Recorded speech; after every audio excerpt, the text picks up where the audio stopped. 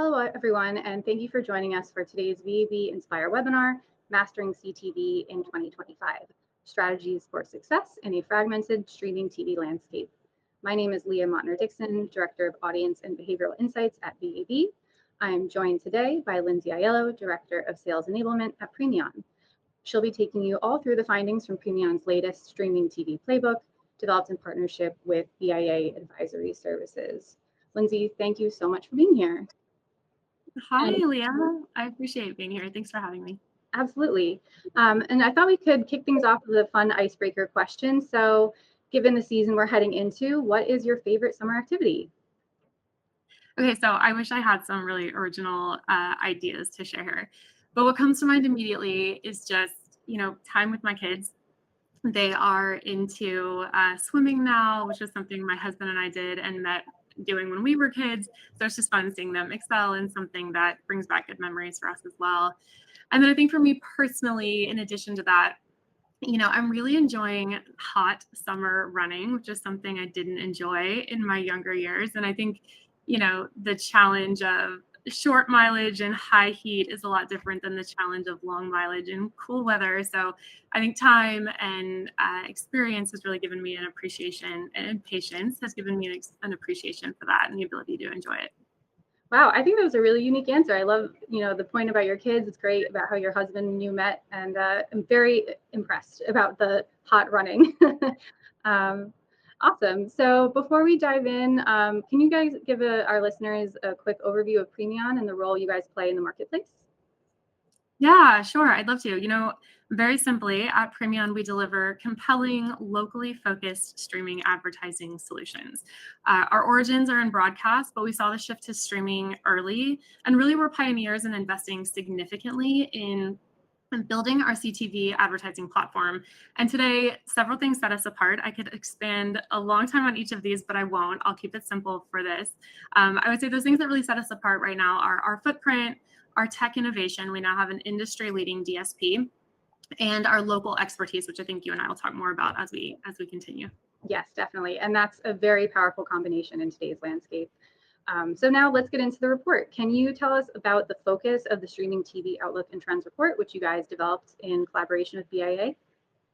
Yeah, so we regularly collaborate with research partners just to ensure that we have a well-rounded view, combining industry data with the real-world feedback we hear from our own advertisers in things like our own advertiser perception study, and of course, just the ongoing daily feedback we hear. So in this case, we teamed up with BIA Advisory Services for this report because of their deep expertise in the local ad market, especially through their local ad forecast, which aligns perfectly with PREMION's strength in local CTV. What this report does is give a clear picture of what's driving local CTV strategies and where the biggest opportunities lie. Yeah, definitely. And true clarity really does come from, blending industry data with firsthand advertiser insights. And that's something we love to do at VAB as well. And now the report really dives into some great key trends. So what are some of the most notable developments for both consumers and advertisers this year? Sure. So, what we found in the report, CTV remains the fastest growing ad channel, and consumers have fully embraced streaming for its convenience, choice, and control, which is also what advertisers are looking for when they're placing media buys. They're looking for that same convenience, choice, and control in how they buy CTV today. A few stats, and I'll read these just to make sure I quote these correctly.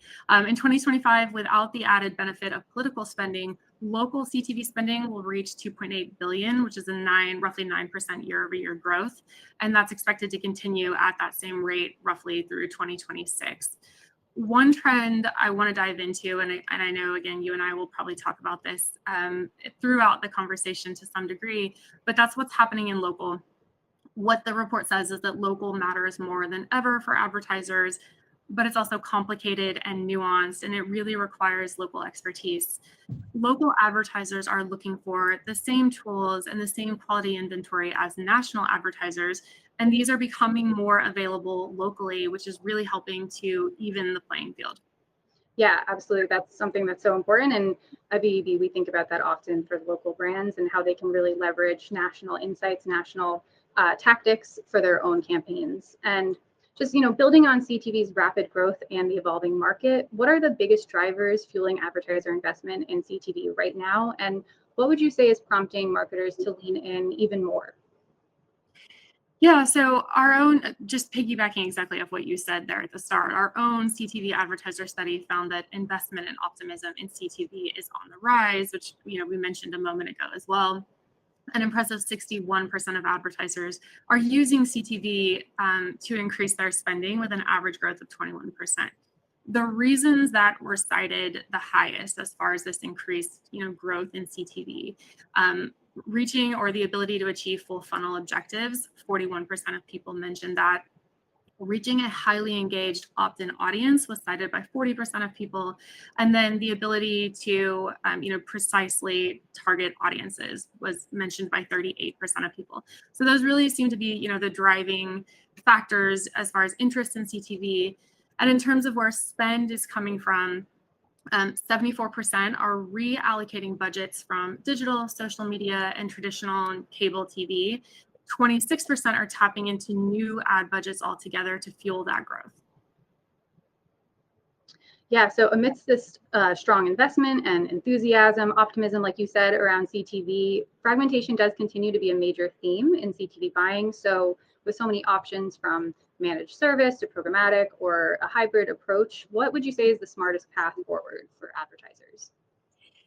Yeah, we get asked this a lot, and I think the answer really depends on the goals of the business, and that may seem obvious, but I think it's important as a first step to just level set on the value each provides. And again, this is an area we could expand on quite a bit, but condensing it down, I would say, managed service offers simplified campaign execution, hands-on expertise, and strategic support, while programmatic buying gives control, which a lot of people really desire, and potentially improved efficiencies when done well. I think the smartest path forward may be choosing one over the other based on the needs of the business and how those align with those value props. But more and more, we're seeing that advertisers are finding value in integrating both, utilizing a hybrid approach to create, an agile strategy that adapts to evolving needs and maximizes performance. Yeah, I think that makes a lot of sense. Why not try both and have both options kind of working towards what your goals are? And I think, part of choosing that right strategy is having a clear understanding of your audience, right? So as CTV targeting has become more sophisticated, how should advertisers think about audience targeting to reach the right viewers effectively? Yeah, so this is a hot topic. I mean, it always is, right? Because targeting is such a significant, important value proposition of CTV. But I think there are some shifts here, and I think this is a really important area, to cover and to talk about and to really think about. So, I guess starting off with CTV targeting, as you said, more advanced than ever, advertisers should focus on striking the right balance between precision and scale. So, you know, advertisers can leverage behavioral insights, contextual signals, first party data, as you said, more and more sophistication related to targeting, and I'll expand on that in a moment. And that allows brands to build highly targeted, relevant audience segments. And as I said early on, this will and always, or has been, will always be a key value prop of CTV. At the same time, we do see sometimes where advertisers really focus so much on narrowing that audience, as specifically as possible, that they sacrifice scale. And it is important to understand that reaching the right viewers is only part of the equation. Doing so at scale is what drives real impact. A couple of examples come to mind. I mentioned first party data. And again, that's a very sophisticated tool that advertisers can use. And there's a lot to think about there. The quality of the data, the volume of the data, of course. But it can be a very powerful tool when done correctly. It doesn't often provide enough scale to be utilized as a standalone strategy. So that's an example where advertisers should think about how to use that sophistication, that availability to build loyalty campaigns or to build exclusion campaigns. There's so much that can be done, but it should be utilized in tandem with something else to maximize or to include that element of scale for long-term success. Another example that comes to mind, and I've mentioned this in other conversations, but this one I think is so helpful for illustrating what we're talking about. And In this example, we worked with a mattress company, and they target mattress intenders, which is a common, of course, desire for a brand or a company to target intenders of their product or service. And it's a great strategy. It's the lowest hanging fruit, if you will. What we found with that client, they also run campaigns to health and fitness enthusiasts, not something that is as narrow and maybe not, initially thought about as much for this category. What we found is that audience actually outperforms the intender audience a lot of the time. And that's because, or we suspect that's because, or what we have found is that people who prioritize health and fitness really care about their sleep. And so what you're doing what they're doing by utilizing a hybrid approach, we're really honing in on this, again, kind of, audience that is clearly interested in buying a product or service. We're also creating preference and potentially demand with an audience that isn't there yet, but we can maybe move them into a different part of their, of the customer journey. All of those things add value, and that's an example of combining a really precise approach with a broader approach to sort of get the best of everything. I think ultimately the smartest strategies combine that data-driven precision with the broad reach, as I've said, and then optimize to deliver both relevance and results. The other note that I'd mentioned, I want to make sure I touch on here is, it is important as you think about your targeting strategies to align the creative messaging with that targeting. In that example I just mentioned, with an intender audience, the message should sound different than with an audience where you're trying to just create that demand and preference and move people along the journey. So it's important to think about that. It's important to utilize it. Just ensure to think about that balance of precision and scale. Yeah, I think it's so cool that you guys had that creative thinking around how to best reach, audiences outside of what they might typically see. So I love to hear about that, because it is true. You might have too narrow a focus when you're thinking, when you're too close to a campaign, but being able to broaden that and still reach people and be top of mind when they eventually come to a point where they need to make a purchasing decision is very impactful. Yeah. I think that's all super interesting. And now, let's get into measurement. So in a recent custom study that BAV conducted with advertiser perceptions, we looked at how advertisers are measuring success. Obviously, they have a lot of different areas to be running campaigns, different audiences to hit. So super important to have your measurement really set. And one key finding was that brand awareness is a top priority for smaller businesses. And then larger companies tend to focus more on things like revenue and profitability. So since measurement is such a major focus in CTV space, especially, what metrics has PREMION seen marketers prioritizing today, and how have those priorities evolved over time? Yeah, I think it's interesting what you said, because it's somewhat counterintuitive to what I think people often believe, that only large companies have brands or have budget for brand awareness, and smaller companies have to focus everything on profitability. So it's interesting that you mentioned that. I think what we're seeing, measurement in CTV has, of course, as you acknowledged, evolved beyond basic reach and impressions to focus on metrics like true business impact. And marketers today prioritize outcome-based KPIs like brand lift, of course, in-store and online sales. And really, different industries require tailored approaches to measurement. Automotive brands and dealerships are focused on VDP visits, of course, dealership visits, actual measurable car sales. On a totally different end of the spectrum, travel marketers can use tools like destination attribution to link ad views to visitation metrics like travel distance and stay duration. And there are, I could talk through, points related to lots of different industries and how to think about measurement differently and the value of measurement to each. So again, I think advertisers are really looking for those outcome-based metrics. The only thing that I would also acknowledge here, and really for the salespeople and the strategists, listening to this, I think it's important that measurement isn't only about proving performance. I think that's something I hear a lot of times when we're talking to advertisers and we're explaining the strategy and setting up expectations. We talk about measurement in that way, that it will prove that this is the right thing to do. And it is about proof of performance. It absolutely is. It's just not only that.